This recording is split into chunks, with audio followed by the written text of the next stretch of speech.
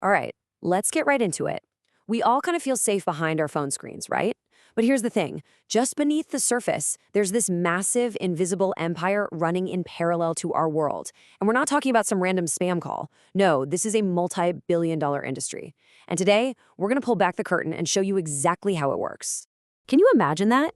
In these slick, corporate-looking offices, a bell actually rings to celebrate someone's life being financially destroyed.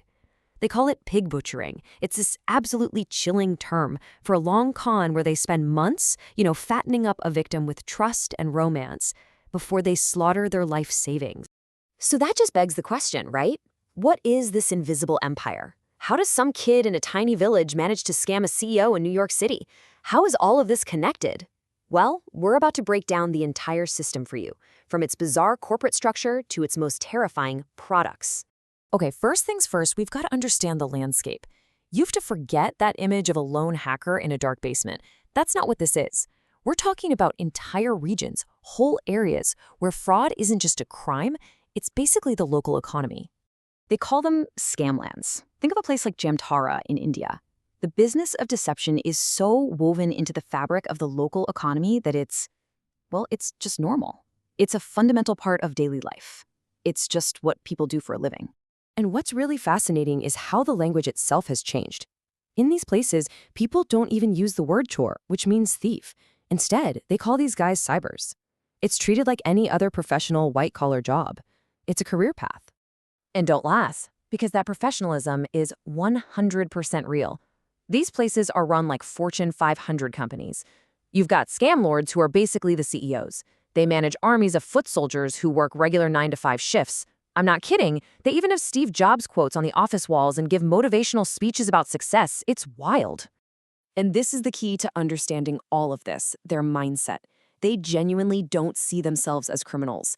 They think they're brilliant entrepreneurs who are just exploiting a broken system. Some of them even have this twisted Robin Hood justification, claiming they're taking back wealth from the countries that once colonized them.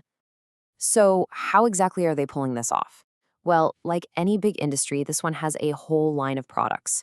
But these aren't just simple tricks. No, these are sophisticated, highly scalable operations, all designed to make the most profit possible. Okay, let's take the fake dating scam. This is not a small-time operation. The apps themselves are often built by publicly listed companies in China. Then they set up these agencies in India that hire young women, give them detailed scripts, and their whole job is to lure men into paying for VIP packages. It's an industrial-scale manipulation of loneliness. And here's a huge red flag for you. If any app makes you pay just to keep a simple conversation going, run. Now, I want you to look at this number. 4,000 crore rupees. That's more than 480 million US dollars. It's just a staggering amount of money. But what does it actually represent? That is the estimated amount of money moved out of India alone through what they call transnational scams. And the most famous, or infamous, of these is the one we mentioned at the start, pig butchering. This is where the scam industry goes global, and it gets truly, truly terrifying. The pig butchering playbook involves actual human trafficking. People are tricked into going to these compounds in places like Cambodia or Myanmar. Once they're there, their passports are taken away, and they're forced to become what are essentially scam slaves. They then use fake, glamorous influencer profiles to build deep romantic trust with victims, sometimes over months, before convincing them to pour their entire life savings into fake crypto platforms. The number one takeaway, if anyone you have never met in person starts giving you can't-miss investment advice, it's a scam. Full stop. But out of all the insane schemes that have been uncovered, maybe the most creative and just darkly twisted is the fake life insurance scam. I mean, this one goes beyond the digital world and into the physical world with just unbelievable audacity. Here's how it works. They find someone who has recently died. Then they bribe a local official to hold off on registering the death certificate. In that window, they take out a bunch of life insurance policies in the dead person's name. Months later, they finally declare the deaths, and then they go and collect all the payouts. They are literally making money off of the dead. It's just unreal. So all of this leads to the most important question. How do these scammers find their targets in the first place? Well, the answer is pretty simple. Our data. Our personal data is the oil that keeps this entire predatory machine running. And you will not believe how cheap it is. 5,000 rupees. That's about $60 US. Just Keep that number in your head for 1 second. So, what do you think $60 buys you on the open web? Any guesses? For just 5,000 rupees, anyone, literally anyone, can buy a massive database of high net worth individuals. We're talking names, phone numbers, addresses, financial details. Our most sensitive information isn't just out there, it's being sold for pocket change. And where is this data coming from?